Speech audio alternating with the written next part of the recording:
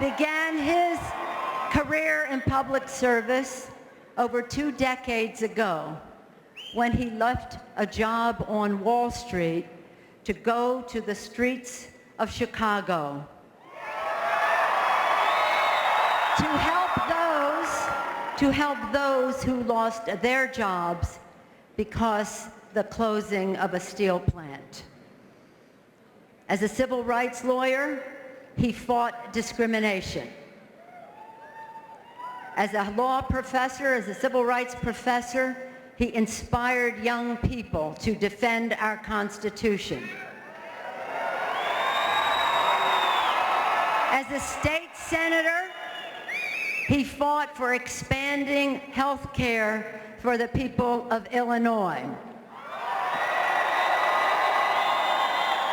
As a United States Senator, he was the leader in the fight to pass the biggest lobby and ethics reform bill in the history of the Congress.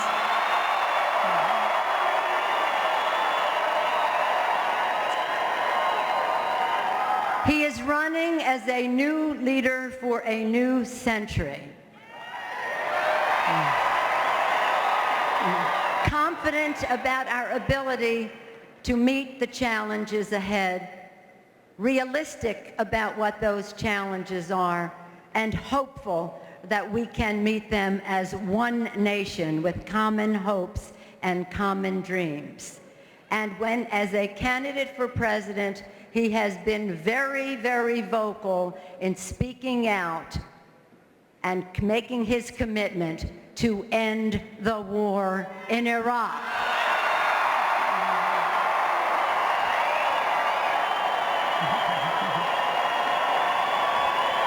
My fellow Democrats, please welcome the next President of the United States, Barack Obama.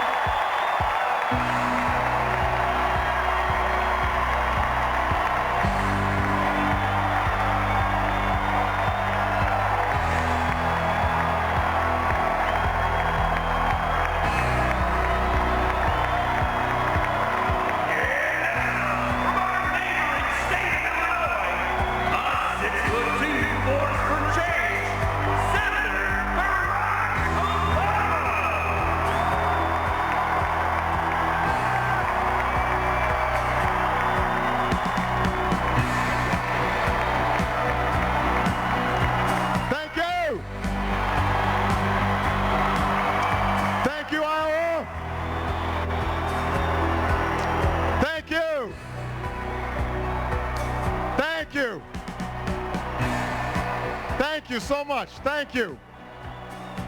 Thank you. Thank you so much. Thank you very much. Thank you so much.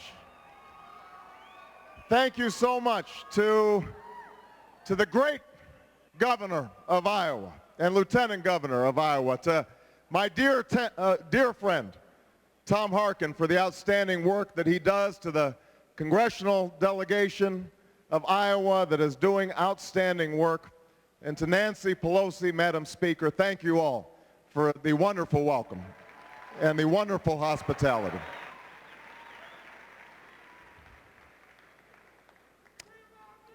I love you back.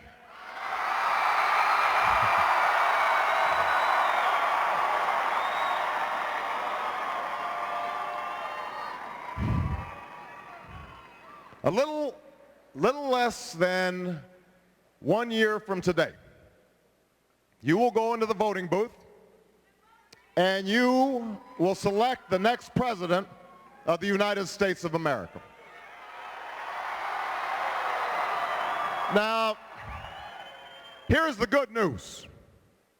The name George W. Bush will not be on the ballot.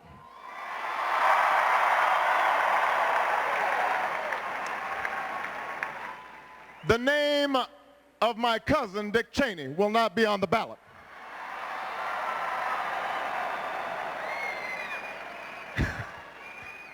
We've been trying to hide that for a long time. Everybody has a black sheep in the family. the era of Scooter Libby justice and Brownie incompetence and Karl Rove politics will finally be over.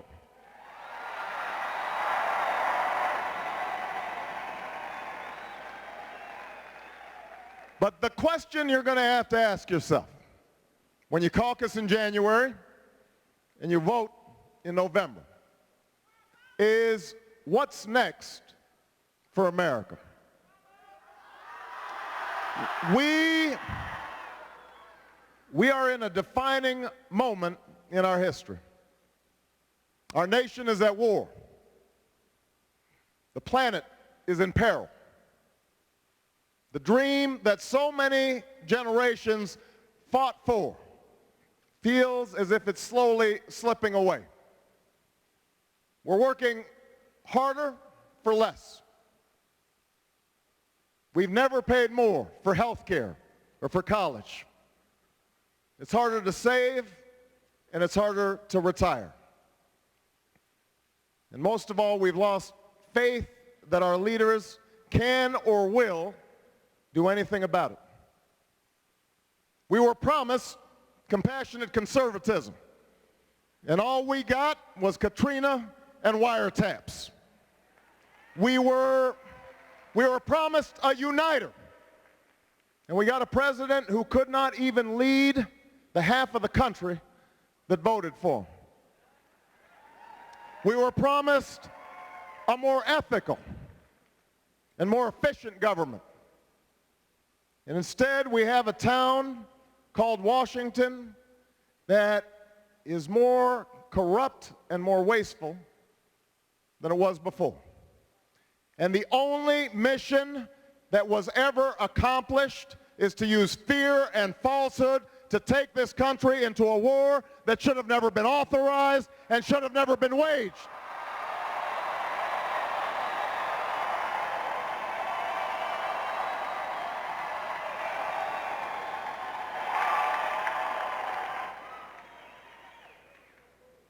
It is because of these failures that America is listening intently to what we say here today. Not just Democrats, but Republicans and independents who've lost trust in their government, but want to believe again.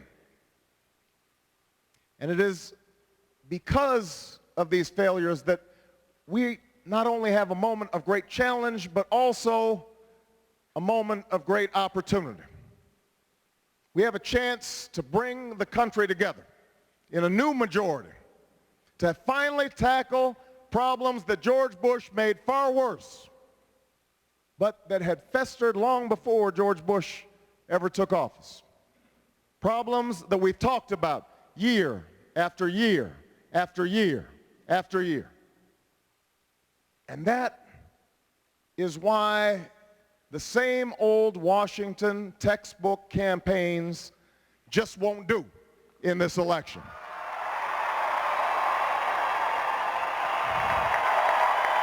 That's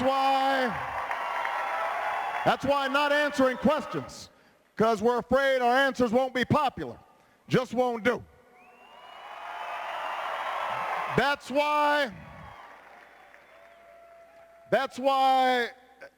telling the American people what we think they want to hear, instead of telling the American people what they need to hear, just won't do.